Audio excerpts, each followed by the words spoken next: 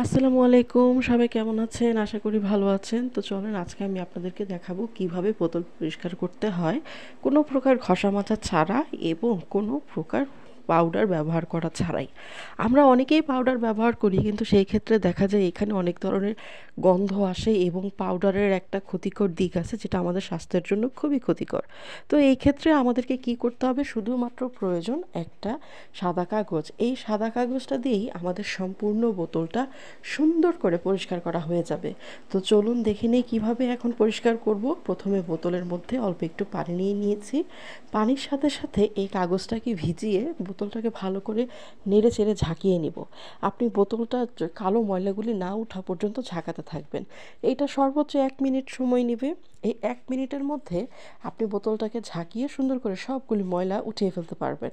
আপনি বিশ্বাস করেন, আপনার বোতলে যত ময়লাই থাকুক না কেন, এই টেকনিকটা ব্যবহার করলে বোতলটা হবে একদম সুন্দর পরিষ্কার, একটা ফোঁটা ময়লাও থাকবে না। আপনি এই একই পদ্ধতি অবলম্বন করে বিভিন্ন জগ পরিষ্কার করতে পারেন, কিংবা অন্য কোনো প্লাস্টিকের বোতল পরিষ্কার করতে পারবেন। চাইলে আপনি দুধের বোতলও এই টাইপ করে পরিষ্কার